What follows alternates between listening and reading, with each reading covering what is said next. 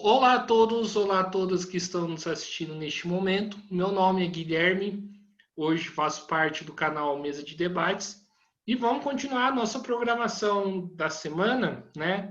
E o convidado de hoje é o Valdir, né?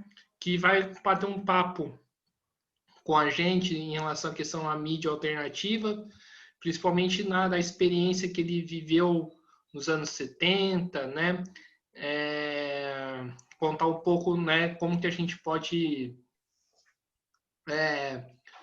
passar uma informação assim de uma maneira alternativa, né, que esteja a serviço da luta, diferente do que faz a grande mídia e também, né, as redes de fake news da extrema direita, né, Valdir?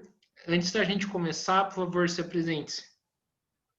Bom, meu nome é Valdir Mengardo. Eu hoje minha atividade principal, eu sou formado em jornalismo, né? E depois de alguns anos de trabalhar no jornalismo, eu ingressei na PUC de São Paulo, né? E continuo dando aula no departamento de comunicação da FAFICLA, né? A Faculdade de Letras e Ciências, que mudou agora o nome,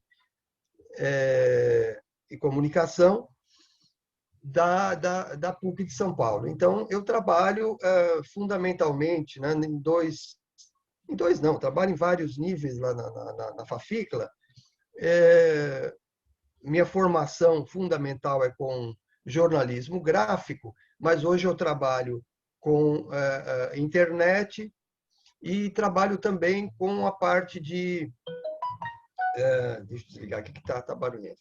Eu trabalho com a parte de internet e trabalho também com cultura popular, né? É uma das disciplinas que o ministro se chama Cenários da Cultura Popular, que eu gosto muito de trabalhar também, porque aí eu misturo um pouco da minha formação de jornalismo, a minha formação com música também, né? E por aí afora.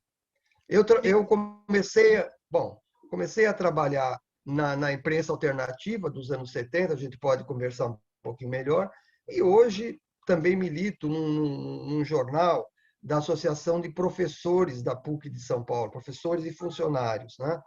É um jornal que se chama PUC Viva, e além da minha atividade de professor, eu trabalho com essa atividade de jornalista ao mesmo tempo, que eu acho que uma coisa complementa bem a outra, né? Grande PUC Viva que inclusive já recebeu vários artigos meus. É, enfim, inclusive um abraço para a Bia e para o pessoal da ProPuc. Valdir, vamos começar a nossa entrevista, né? Para a gente, acho que a gente tem que caracterizar um pouco o que, que é esse termo mídia alternativa, do que a gente está falando. Tá. Eu acho que a mídia, se você pensar em imprensa alternativa, esse conceito vem mudando ao longo dos anos. Eu acho que esse conceito fundamentalmente começa a ganhar força na década de 70, quando a gente tem a ditadura militar, e aí você tem uma imprensa burguesa, a grande imprensa brasileira, né? O Estado, a Folha, que permanecem até hoje, o Globo, o Jornal da Tarde, e você, a partir de um grupo de jornalistas, né, que estavam ligados a alguns partidos clandestinos, a movimentos de esquerda, começa a se formar uma imprensa que é a imprensa fora dos parâmetros oficiais, né? Fora daqueles parâmetros da grande imprensa. Então, surge o termo de imprensa alternativa, né? Esse termo vai vindo até agora, né? E chega ao nosso século XXI com uma amplitude maior, né? Hoje eu acho que assim, ao mesmo tempo em que o jornalismo impresso, que foi a grande base da imprensa alternativa dos anos 70 e 80, esse jornalismo hoje está em certa decadência, né? Hoje a gente tem, por exemplo, a mídia alternativa localizada na internet. Essa grande mídia, né, que circula, né, e que não depende dos grandes blogs, dos grandes sites, dos grandes canais de internet, né, que vive às suas próprias custas. Eu acho que há uma diferença básica hoje entre aquela mídia alternativa que existia nas décadas de 70 e a atual, né? A mídia alternativa dos anos 70 tinha um comprometimento mais qualificado com a esquerda, ao passo que a mídia alternativa de hoje ela é um leque muito mais amplo, né? É um leque que pega, por exemplo, não necessariamente movimentos que têm uma vinculação com a esquerda, mas que são ligados a outros setores, ao GLBT, né? Ligados à periferia, e que necessariamente não têm uma vinculação com a esquerda, né? Muitas vezes você pega um blog aí que é considerado alternativo e que tem uma ideologia, né, diferente da ideologia da esquerda, né? Aliás, você discutiu, eu acho que você falar hoje esquerda e direita também é uma coisa complicada, né? É um qualificativo que hoje em dia não tem a mesma força, a mesma consistência que tinha no século XX. Sim. Valdir, né, uma coisa que me chama muita atenção, né, nesse termo da mídia alternativa, né, que a gente dá desde acho que o último período da eleição do Trump, né, antes também tinha, mas acho que agora assim tem um salto qualitativo, um salto assim monstruoso, né, nos sites chamados de sites de fake news, né, as chamadas fake news, né? E muitas das vezes as fake news se apresentam como mídia alternativa, né? Você olha para um blog da direita, né? E o cara vai falar que isso é uma mídia alternativa, né? Eu queria que você comentasse isso. É correto, primeiramente, falar que esse setor que cria essas fake news são uma mídia alternativa ou faz parte do mesmo sistema da imprensa? É, eu acredito o seguinte, né? Eu gostaria tá, é um problema político mais amplo, mas vamos contextualizar em termos de imprensa. Quando você tinha a mídia alternativa dos anos 70 e 80, a mídia alternativa ela surgia de uma necessidade de divulgação de ideias contra o regime, tá? E fundamentalmente, era uma mídia que estava sujeita a chuvas e trovoadas. Então, né, por exemplo, eu trabalhei durante alguns anos num jornal que foi uma referência da mídia alternativa daquela época, da imprensa alternativa, que era o jornal Movimento, né? O jornal Movimento era uma frente de vários militantes de esquerda, né? Basicamente tinha ali no pessoal do PCdoB uma força muito forte. E aí, quando você tinha esse jornal, e você tinha, por exemplo, o Versus, de outro lado, você tinha o Em Tempo, né? Esses jornais eles estavam sujeitos a uma grande censura prévia, né? Prévia e violenta também, né? Então, por exemplo, a reação do regime a toda aquela ideologia que a imprensa alternativa veiculava era a porrada, né? Então, por exemplo, o movimento, um dos grandes fatores que contribuiu para o fechamento de movimento, foi exatamente os incêndios em bancas de jornal. O que acontecia? A ditadura, quando via que o jornal estava pegando fôlego, ela chegava e os grupos de extrema-direita incendiavam bancas de jornal, tá? E aí o jornal, o dono da banca, né, falava: eu não vou pegar mais o seu jornal, porque se eu pegar, vai vir aqui um pessoal do CCC e vai incendiar minha banca, né? Então, quer dizer, a reação do regime ao contraditório era a violência, porque era um regime de arbítrio, né? Era um regime violento, e ele usava esse tipo de argumento. Hoje em dia, apesar da gente estar num regime autoritário, né, esse regime autoritário não tem tanta poder de fogo como tinha a ditadura militar, no sentido da repressão. E aí o que acontece? Hoje, a direita se usa da mentira, né? A direita desqualifica toda a informação que lhe é contraditória, né? Então, daí surge essa grande gama de blogs, de canais, né, que se dizem alternativos, mas que, na verdade, estão fazendo o jogo do poder, né? E a grande arma desses sites, desses blogs, desses canais, é a mentira, é a fake news. Eles procuram desqualificar o discurso de oposição através da mentira, né? E é tanta mentira que eles até se arrogam ao fato de ser mídia alternativa. É claro que não são mídia alternativa. Essa mídia está a serviço do poder, né?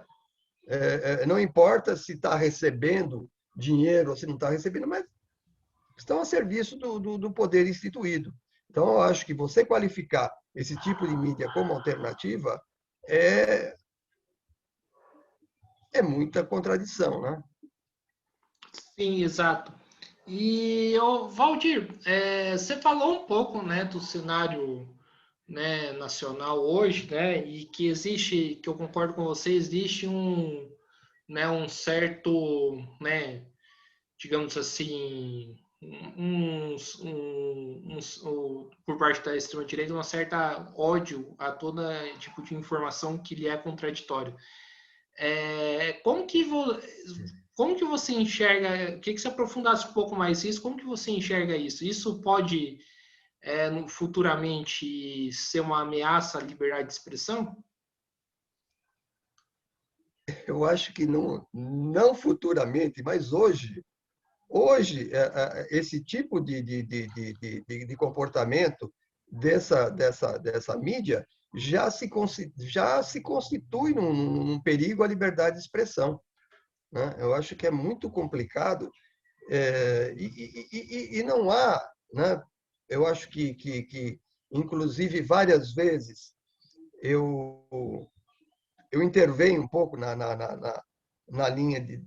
A gente participa aí de alguns fóruns, né, do Facebook, do WhatsApp, e, por exemplo, eu participo de um fórum de jornalistas também, aqui de São Paulo, ligado ao Sindicato dos Jornalistas.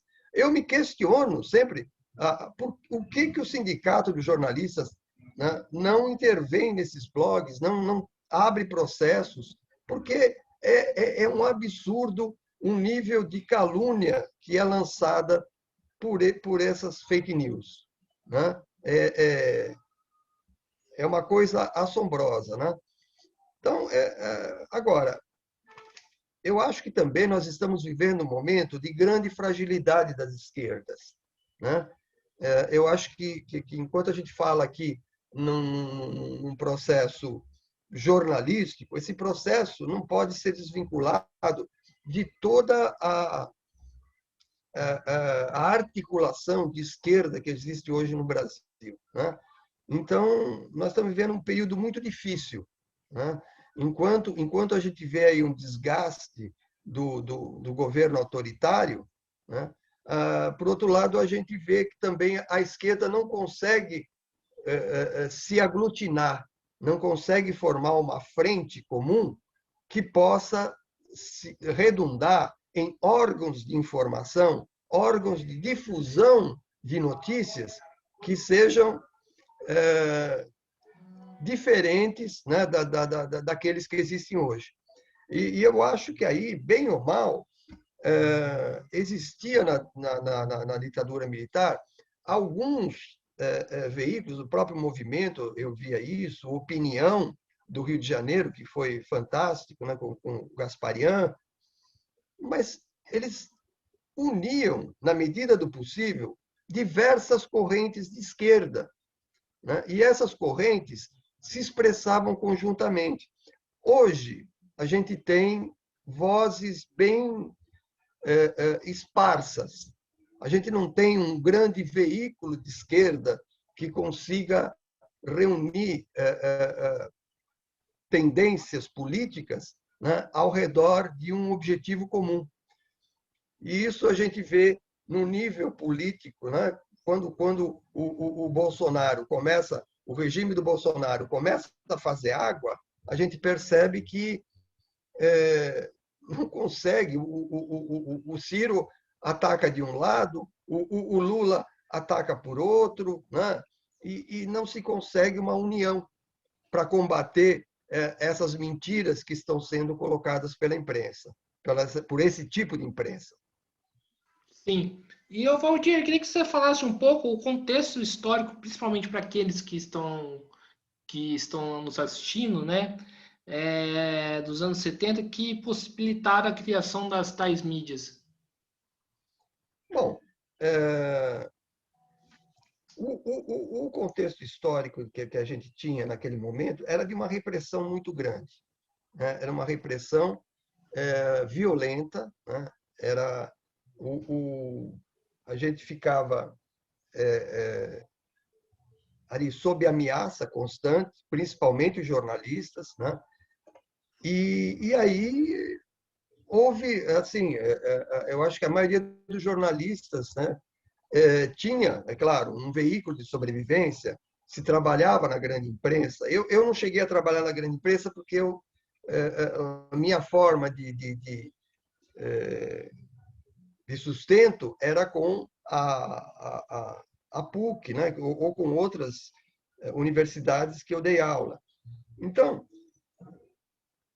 mas havia assim o jornalista que trabalhava na grande imprensa para conseguir sobreviver, e aí se trabalhava na imprensa alternativa, de forma gratuita ou de uma forma simbólica, né?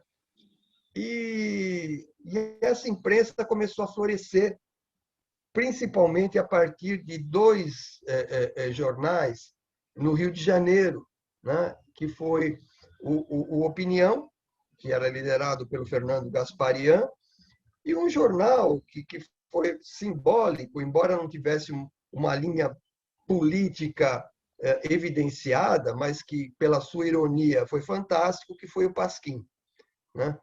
Mais tarde vão surgir o Versus, né? que foi um jornal que tinha muita ligação com a antiga Convergência Socialista, depois de um tempo, e que tinha jornalistas fantásticos, né? O Versus tinha uma equipe que tinha o Hamiltinho, o Dácio Nitrini, e era um jornal fantástico. E aí surge um movimento aqui em São Paulo, né? E junto com o movimento surge outro jornal que também acho muito interessante à época, que era o Em Tempo, né? O movimento tinha um viés mais ligado às correntes do PCdoB, e o Em Tempo tinha um viés mais trotskista, né? Mas eram dois jornais que admitiam em seus quadros jornalistas que não fossem fechados com aquele partido. Ainda não era uma imprensa partidária. Essa imprensa partidária vai surgir a partir do momento em que a ditadura começa a fazer água, né? E naquele tempo era um jornalismo de frente. Era um jornalismo que a gente conseguia Na época eu era militante da Liberdade e Luta, por exemplo, e ao mesmo tempo trabalhava no Movimento, que era um jornal que tinha muitas críticas ao trotskismo, né? Mas, no entanto, a gente trabalhava junto, trabalhava no sentido de frente, né? Depois vai surgir, com a, a falência da ditadura militar, vão surgir os jornais mais partidários, né? Eu, depois do movimento, eu migrei para um jornal que aí era um jornal bem partidário mesmo, que era o Trabalho, né? Que foi também uma experiência muito legal. Agora, era uma experiência emocionante, de certa forma, né? Porque você tinha, além do fazer jornalístico, você tinha que se preocupar com a repressão que estava por trás. Eu, por exemplo, escrevia, não escrevia muito, eu escrevia um pouco porque minha atividade principal era a gráfica, né? Eu sempre militei a maior parte do meu tempo no jornalismo gráfico. Então, por exemplo, chegava lá no fim de semana, a gente fazia movimento e eu ia para a gráfica, né? E ficava, varava a noite fazendo, acompanhando a montagem do jornal, com um olho no pestape e com outro na porta, para ver se a censura federal não ia entrar, para ver se a Polícia Federal não ia empastelar o jornal. E isso aconteceu, né? Eu me lembro bem, quando eu fazia um outro jornal estudantil chamado Avesso, né? Que nós tivemos que parar a edição no meio porque a Polícia Federal entrou na gráfica e pediu, requisitou os originais do jornal. Então, quer dizer, era uma coisa extremamente emocionante, digamos assim, né? Era uma coisa de você ficar ali o tempo todo sob tensão, né? Esperando que o jornal saia. E outra coisa importante era, por exemplo, a censura prévia, né? A censura prévia era uma coisa maluca, porque, por exemplo, os jornais Movimento, Opinião, o São Paulo, o Estado, Jornal da Tarde, Jornal São Paulo, estavam submetidos à censura de Brasília. Então, por exemplo, você tinha a diagramação do jornal, tinha ali, né? Eu que trabalhava na gráfica, por exemplo, né? Sabia que aquele jornal iria ocupar determinado espaço dentro da página, mas não sabia o que ia acontecer, porque de repente chegava a matéria de Brasília e aí o meu editor falava: ah, Valdir, caiu esse parágrafo, caiu esse, caiu esse. E aí entrava o cérebro calhau, né? Aquela coisa que você, um anúncio do jornal para suprir o espaço que a censura federal tinha cortado, né? Então, era uma coisa extremamente dinâmica fazer um jornal naquela época, né? Sim. Hoje é tranquilo. Pode falar, desculpa. Hoje, não, hoje eu sei que, por exemplo, a gente faz aí o PUC Viva, você sabe muito bem, é claro, há mudança conjuntural no fim da edição, né? A conjuntura é dinâmica, de repente acontece uma revolução, acontece uma deposição de um ministro e você tem que mudar a coisa no último minuto. Mas naquele tempo, não, naquele tempo era você saber que o jornal poderia mudar porque ia cair um pedaço. Entendi. O Valdir, né, apesar das inúmeras diferenças que existem entre naquele período e hoje a gente, né, você falou um pouco, a gente vive num período bastante dinâmico, bastante conturbado, né? A crise econômica, você tem agora essa crise sanitária, né? Você enxerga que hoje tem um terreno fértil para criar as mídias alternativas? Tem sim, né? Agora, eu acho que eu entendo, para mim, mídia alternativa, no lato senso, desculpe, no estrito senso, melhor dizendo, a mídia alternativa é aquela que propaga uma informação fundamentalmente em defesa da classe trabalhadora, em defesa dos setores oprimidos da sociedade, né? Esse é meu entendimento como mídia alternativa. O resto, né, que está aí defendendo a direita e se arroga como mídia alternativa, para mim isso não é alternativo. Para mim é um outro tipo de jornalismo que está conectando um estado de coisas. Eu acho que, fundamentalmente, a mídia alternativa, nesse sentido, a mídia que defende a classe operária, a mídia que defende os setores explorados da sociedade, se encontra hoje nessa encruzilhada, né? Nessa encruzilhada de que nós não temos uma união dos setores de esquerda, né? Então, eu acho que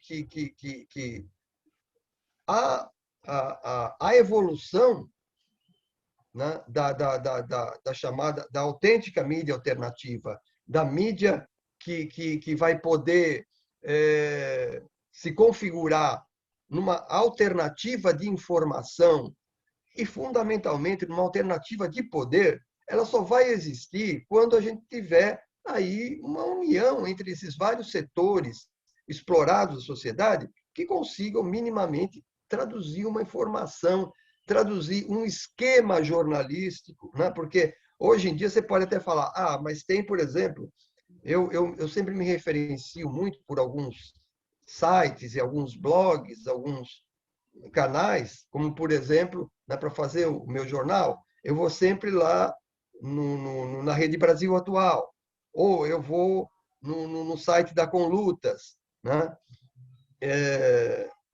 Vou lá na página do Rovai, né? Então, mas só que assim, essas mídias, elas não têm a possibilidade técnica de serem ágeis, né? Então, sabe, de repente, por exemplo, a Conlutas é uma central sindical que reproduz uma série de movimentos sociais, que está sempre aí na briga, né? E aí, sabe, de repente tem um Dia Nacional de Mobilização. Você vai lá no site da Conlutas e você precisa ficar esperando um tempão até que eles se atualizem. Por quê? Porque eles não têm uma estrutura jornalística eficaz. Aí você vai ter que saber, por linhas enviesadas, você vai ter que saber que teve uma manifestação em Brasília, teve uma passeata em São Paulo, mas por onde você vai saber? Pela UOL. Tá? Pela UOL, que é um blog da mídia burguesa, né?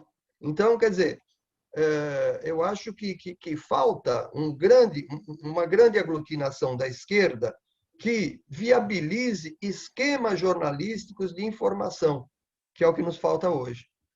Sim, o Valdir, num certo período da minha vida, não, pode-se dizer assim, eu participei de um projeto, né, do chamado Esquerda Diário, né, que é um diário digital que posta notícia todo dia, né, e além de algumas análises. Depois foi criado, né, um projeto parecido, né, em muitas aspas, que é o tal do Esquerda Online.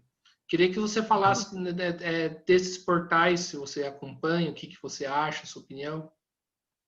Eu gosto muito, né? O Esquerda Diário e o Esquerda Online para mim, são fontes de informação preciosas. Agora, eles não são fonte de informação diária, eles são fontes interpretativas, o que é uma coisa boa, é uma coisa né? Quando, por exemplo, eu preciso saber, a gente teve ontem, não, antes de ontem, né? A gente teve o Dia Nacional da Saúde. Quando eu preciso saber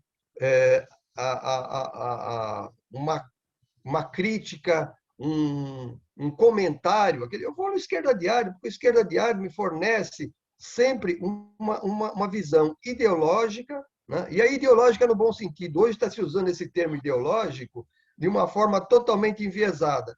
Parece que ideológico é só a turma dos filhos do Bolsonaro, né? Quando não é bem por aí. Mas eles me apresentam uma visão de esquerda muito legal, né? Uma visão trotskista, né? Uma visão ligada à organização que eles pertencem, né? Mas, por outro lado, é uma visão interpretativa. Eu acho que a esquerda ainda não está instrumentalizada para dar uma cobertura informativa eficaz. Eu acho que é isso que instrumentalizaria, num momento que eu espero aconteça rapidamente, né? Quando a gente sair dessa pandemia, eu espero que a gente saia para a rua, né? E que realmente proteste contra esse estado de coisas, né? Que hoje o Bolsonaro tá deitando e rolando em cima disso, né? Mas eu espero que quando a gente sair na rua, que a gente tenha uma informação por trás, sabe? Que a gente tenha ali atrás um, um modo de entender aquele cotidiano rapidamente. Uma coisa é falar, olha, está acontecendo isso, está tendo uma mobilização na Praça da Sé, vamos para lá. Foi muito gozado que tinha... Teve, eu não me lembro que ano que foi, que meus filhos ainda... minha filha ainda era aluna aí da PUC. E aí ela participou de uma passeata, e foi aquela passeata, e foi uma das passeatas mais violentas em termos de repressão, sabe?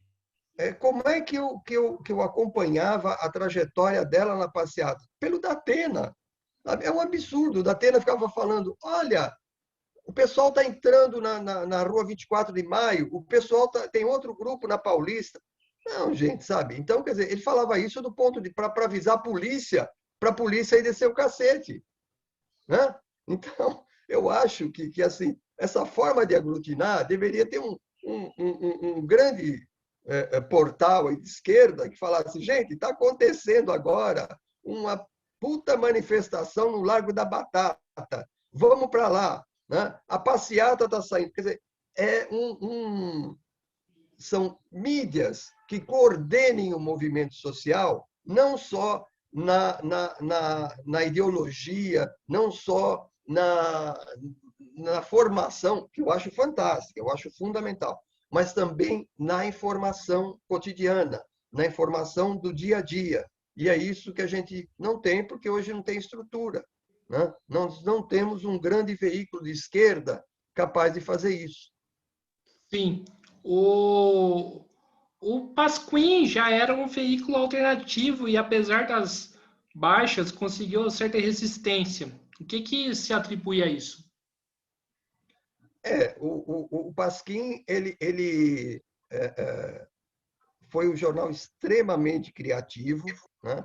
Ele se aproveita do momento histórico, né? Ele começa em 68, e ele usa uma ferramenta que poucos jornais de esquerda, né, estavam usando naquele momento, né, que era o humor, né? Então, o Pasquim ele consegue uma crítica extremamente bem-humorada, né? Era uma crítica e era política, era muito política, né? Ao mesmo tempo, tinha um bom humor fantástico. Eu me lembro que a gente vivia sob ameaça, porque o Pasquim, se não me engano, saía às segundas-feiras na banca. Então, era uma correria, né? Eu acordava cedo e ia na banca pegar o Pasquim, porque ninguém garantia que até o fim da tarde ele ia estar lá na banca, né?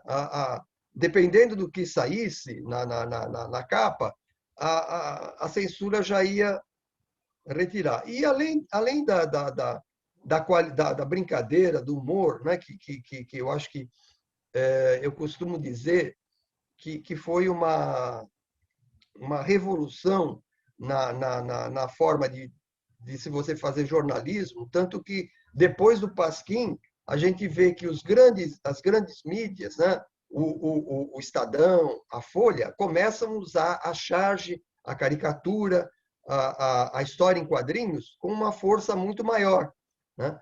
Então, e além disso, eram jornalistas fantásticos, né? Então você pegava um Paulo Francis, você pegava um Milor Fernandes, um Tarso de Castro, um Luiz Carlos Maciel, né? E então você tinha uma conjunção de grandes humoristas, grandes chargistas, com grandes jornalistas, né? Era um jornal que você comprava, né, para ver o Fradinho, né, para ver as charges do Jaguar, mas ao mesmo tempo você comprava para ler o artigo do Paulo Francis, que naquele momento ainda era trotskista, né? E, e tinha uma verve política fantástica, né? Então, quer dizer, eu acho que o Pasquim foi uma conjugação de diversos fatores que vão revolucionar a imprensa brasileira. Tanto que depois o movimento e mesmo a opinião começam a se servir muito da charge, né, da ilustração. Sim, em relação à questão de financiamento, né? Acho que é uma coisa importante a gente conversar. Primeiramente, queria que você falasse como que era a questão do financiamento desses grandes veículos. Desculpa, dos veículos alternativos. Olha, a grande fonte de financiamento da imprensa alternativa eram os próprios assinantes, né? Então, os jornais viviam ou da sua venda em banca ou das campanhas de assinante, como o movimento tinha um núcleo de assinantes muito grande, né? Muito grande, quer dizer, se você pensar a dimensão do jornal. E, por outro lado, a gente tinha alguns setores da burguesia progressista, né? Então, por exemplo, o Opinião, que acho que foi um jornal de reflexão fantástico, né? Tinha por base o Fernando Gasparian, que era um empresário progressista, né? E aí, né, eu acho que a imprensa alternativa tinha esse leque de possibilidades econômicas, né? Ela não tinha anunciante, muito poucos anunciantes, né? Mesmo porque o anunciante da imprensa alternativa ficava arriscado, punha o seu pescoço na guilhotina, né? Então, muito poucos anunciantes financiavam a imprensa alternativa, né? Ela vivia muito mais do seu trabalho de captar assinaturas, né? Eu me lembro que o movimento tinha um setor de assinaturas, né? Paulo Barbosa, um companheiro aí que está sempre aqui pelos lados de Pinheiros, era o grande articulador da venda de assinaturas, que era o departamento fundamental do jornal. E a gente trabalhava, né? O que acontecia? Não era todo mundo assalariado no jornal, né? Uma boa parte era colaboradores. E aí eles assalariavam as pessoas que tinham um compromisso semanal com o jornal. Que nem eu recebia lá um salário meio simbólico, né? Porque eu fazia a secretaria gráfica do jornal. Mas era uma coisa extremamente simbólica. O que eles gastavam com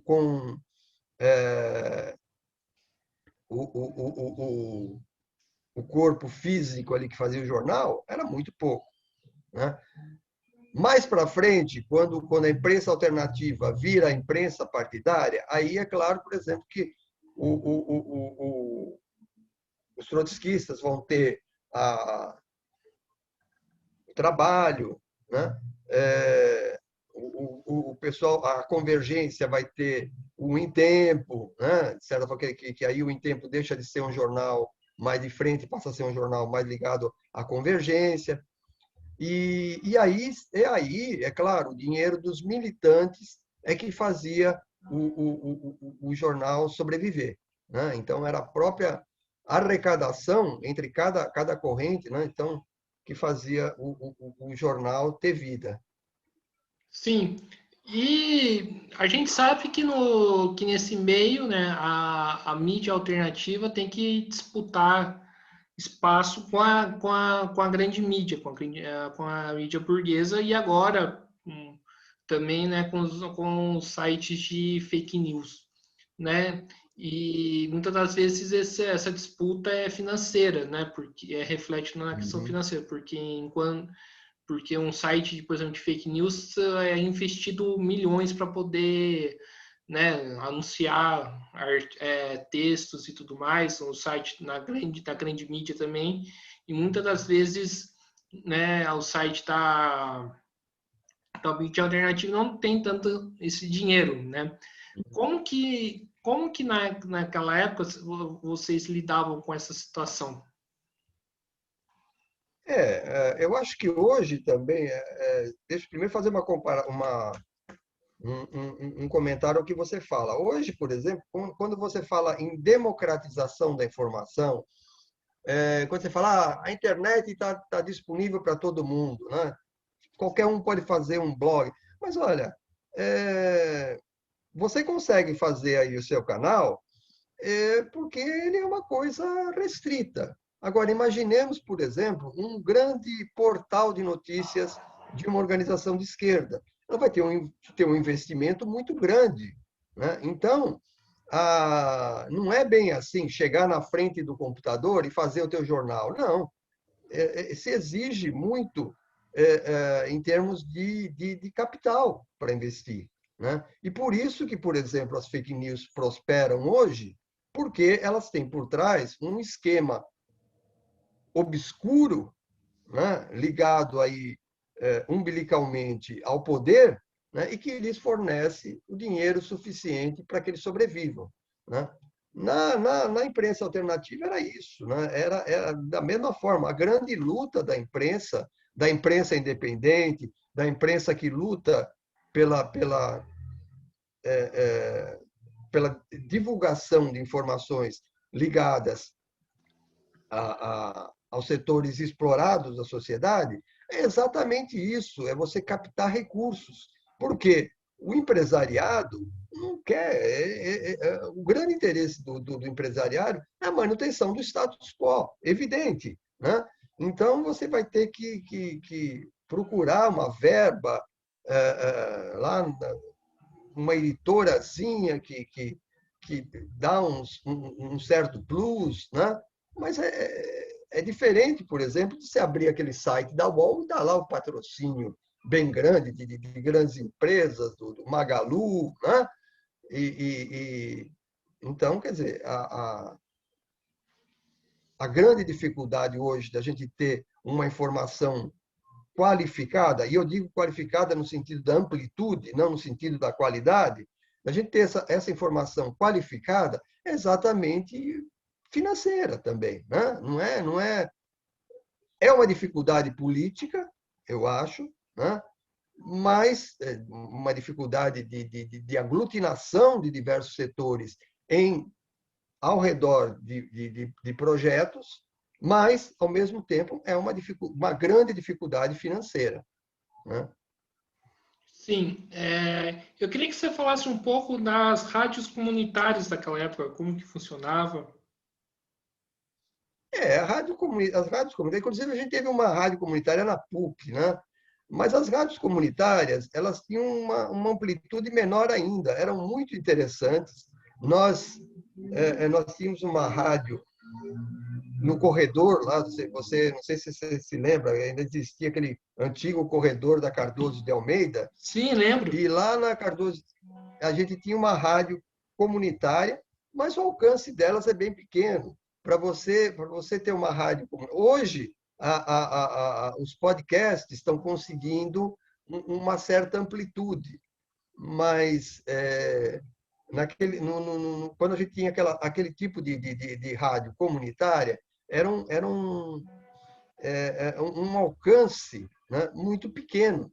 Então, a gente tinha uma rádio comunitária fantástica, que era o professor João Batista Torres Rocha, que coordenava, e, inclusive, teve uma participação, eu acho que extemporânea lá do Serginho Groisman, e essa rádio tinha um alcance de 3 ou 4 quarteirões, né? Mas, em termos de conteúdo, era fantástico, era muito legal participar da rádio comunitária do jornalismo. Hoje a gente tem esses podcasts, a gente tem, por exemplo, eu gosto muito, eu tenho um pé em São Paulo, um pé em Santos. Lá em Santos, por exemplo, a gente tem uma filial da Rádio Brasil Atual, que toca música de primeira qualidade. Quando eu estou lá, eu fico sempre escutando o pessoal tocar as músicas, mas, sabe, são coisas bem localizadas, bem restritas. Né? E, por outro lado, acho que a gente tem que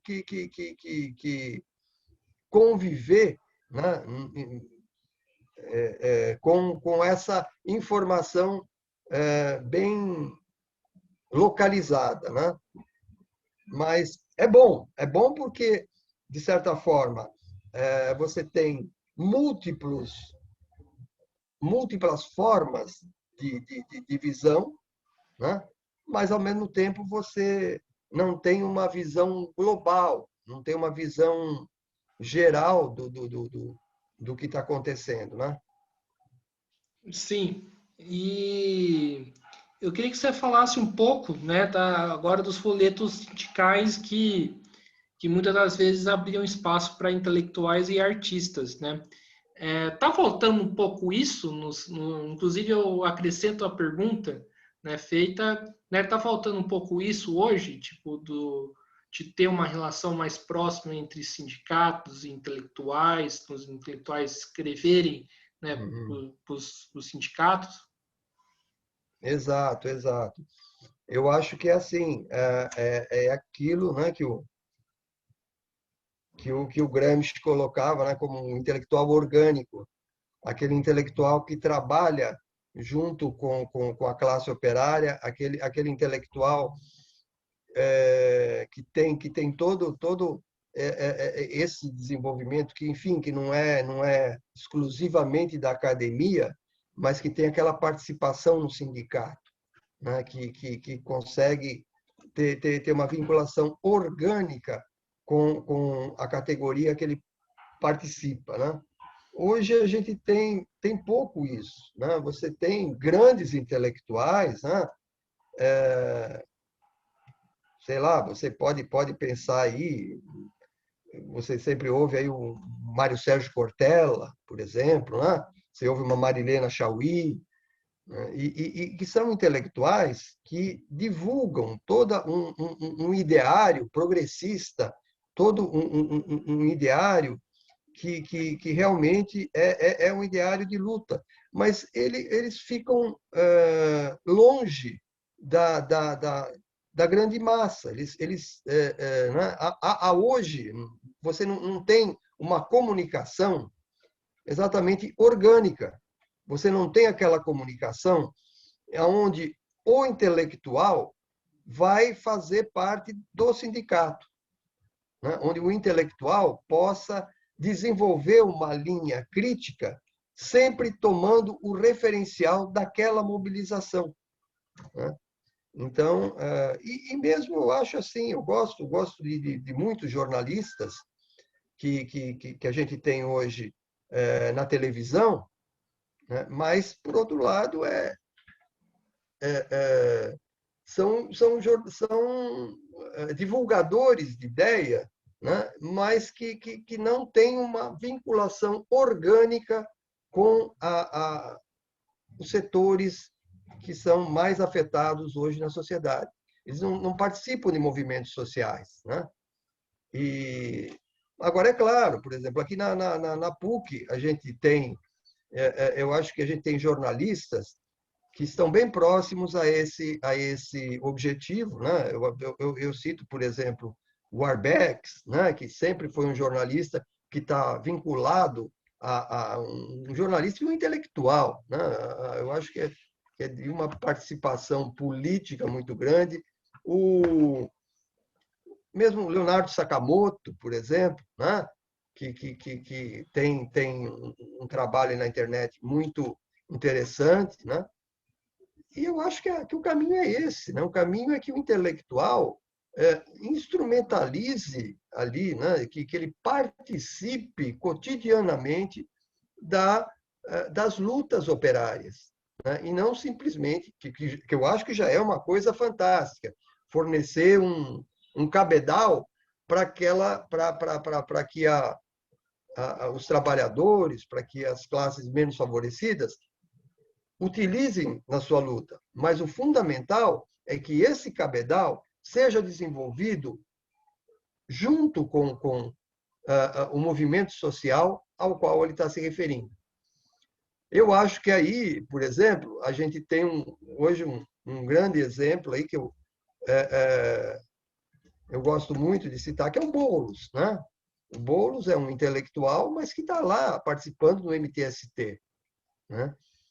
Concordando ou não, eu posso dizer que eu tenho várias discordâncias do ideário que o Boulos defende, mas fiz campanha para ele porque achei que era um intelectual que está ali na briga, né? Está ali com o MTST, está defendendo os sem-tetos, né? Ao mesmo tempo, a partir de todo o seu instrumental teórico. Ô, Valdir, sabe o que eu estou pensando aqui, enquanto você fala? É se essa postura que muitos sindicatos adotam, né, de, de lutar apenas pelas demandas econômicas, uma postura economicista, né, ou uma postura assim sindicalista, mais no seu estrito senso, também não colabora com essa divisão entre intelectuais e, e sindicatos. Veja bem, a postura economicista dos sindicatos hoje, eu acredito que é uma grande postura conjuntural. Hoje em dia, a politização da classe operária sofreu um baque, né? Porque todo esse ascenso do neoliberalismo ele vai proporcionar uma despolitização dos setores marginalizados da sociedade, né? da classe operária e dos setores mais marginalizados. Então, aí o que acontece? Há uma discussão, a efetiva utilidade do sindicato, né? Via de regra, aparece no setor economicista. Você não consegue levar uma luta hoje mais aprofundada, né? Então, a grande luta dos sindicatos é quando chega o dissídio coletivo, o acordo salarial. Aí, então, o sindicato consegue aglutinar, né, que nem... E male, né? Hoje, o nosso sindicato dos professores, o Simpro, está mobilizado com a campanha salarial dos professores do ensino superior, e mesmo assim, a grande assembleia, que fazia muito tempo que eles não realizavam uma assembleia como essa, tinha 38 participantes, né? Quer dizer, então, hoje há uma despolitização também da classe operária, dos setores produtivos da sociedade, né? Então está difícil você aglutinar mesmo, né? Está difícil você fazer com que os sindicatos tenham toda uma política contestatória do regime mais clara, né? Eu acho que na década de 70 a gente conseguia trazer para as ruas um número muito grande de pessoas chamando por liberdades democráticas, chamando por abaixo a ditadura, né? Hoje em dia está um pouco difícil, né? A despolitização, e, aliás, o grande mote, né, dos governantes, é despolitizar ao máximo a população, né? Então, essa despolitização ela faz com que as pessoas cada vez mais se tranquem no seu universo e não participem de grandes mobilizações. Só quando o bolso mesmo é afetado é que elas vão para a rua em maior quantidade, né? Sim, Eu não sei.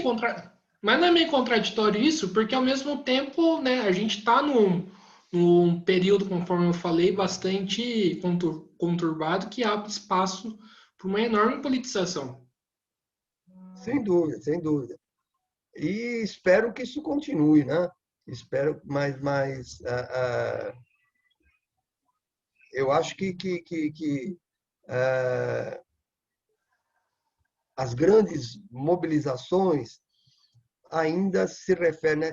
E aí eu falo que as grandes mobilizações dos sindicatos, né, se referem mais a questões salariais, né? E isso, né? Agora, nós temos também, por outro lado, né, essas grandes mobilizações da opinião pública, que não são efetivamente dirigidas pelo sindicato, mas muitas vezes são organizadas pela própria mídia, né? Por setores outros do movimento social, que também procuram mostrar todo esse tipo de descontentamento, né? Agora, nós vivemos um momento crítico da sociedade com a pandemia, né? Eu espero que, minimamente, esse impacto que estamos tendo com a pandemia não seja esquecido, que é contraditório, né? Hoje em dia, você sabe, há um descontentamento grande. Quando você propõe aqui um panelaço, muita gente sai aqui na minha janela e começa a bater panela. Mas não dá para sair para a rua. Você marca uma mobilização de rua, ninguém vai. Então, eu espero que quando a gente tiver um pouquinho melhor dessa pandemia, que a gente possa retornar a essa mobilização de rua, que os partidos políticos, que os movimentos sociais tenham a audácia de colocar todo mundo na rua e sempre colocar numa perspectiva de se colocar, né, de se contestar todo esse poder que está institucionalizado, né, esse poder autoritário, e de que realmente possa modificar a situação da classe operária. Sim. O Valdir, você consegue falar alguma reportagem, matéria daquela época que ganhou destaque? Olha, eu não sei, teve muita matéria, teve muita coisa na época da ditadura. E no final da ditadura também, porque assim, eu não gostaria de citar uma matéria, mas gostaria de citar, por exemplo, bom, a matéria das diretas já, aquela capa da Folha de São Paulo, que embora sendo um jornal de burguesia, aparece lá com aquela foto maravilhosa da Catedral da Sé, né? O movimento pela anistia, quantas vezes, né? Eu não me lembro, assim, não posso falar uma matéria, uma capa, mas quando a gente começou a lutar pela anistia ampla, geral e restrita, que saiu nas capas dos jornais, aquelas mobilizações, aquelas passeatas que a gente fazia por toda a cidade, né? Era uma coisa que emocionava muito, né? Era uma coisa que, mesmo sabendo que a Folha de São Paulo, o Estadão ficavam assim meio de lado, né? Mas, por outro lado, você vê uma foto, né, onde e uma coisa que eu achava fantástica é você ver uma foto onde você é participante, né? Quantas vezes, enquanto estudante da USP, né, eu fiz ECA na época mais efervescente da ECA, nos anos 70. Quantas vezes a gente saía para a rua e esse fato, mesmo que a capa da Folha não expressasse toda a amplitude daquele movimento, mas só você ver uma passeata depois de tantos anos de repressão, de porrada que a gente tinha tomado, né? Você vê aquelas passeatas ilustradas, era uma coisa que a gente esperava sair o jornal do dia seguinte para poder ver, né? E brincar. Olha você lá, olha fulano aqui, olha você no palanque, né? Era muito interessante, era muito legal. Era emocionante você participar desse tipo de movimentação. Sim.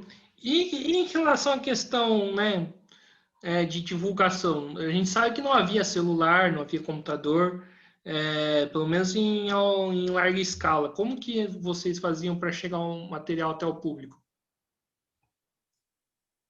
Olha, era uma aventura, né? Era uma aventura porque era telefone, era tudo telefone. Então, você disse para chegar informação É, até a feitura do jornal, né?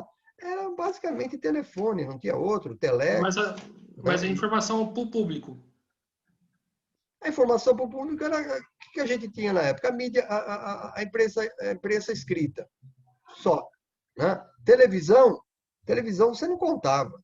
A televisão era um veículo extremamente censurado, né? Você sabia é, às vezes você via um telejornal, talvez, mas era uma coisa muito difícil que você ouvisse naquele telejornal, visse naquele telejornal alguma coisa de oposição. Era incrível, né? Então, o grande mote era a imprensa, né?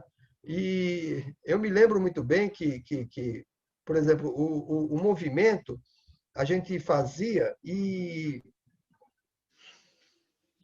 tinha um grupo de vendedores ambulantes do movimento. Tinha né, o jornal cedia um número X de exemplares para esses vendedores, vendia a um preço bem baratinho, e esses vendedores iam vender.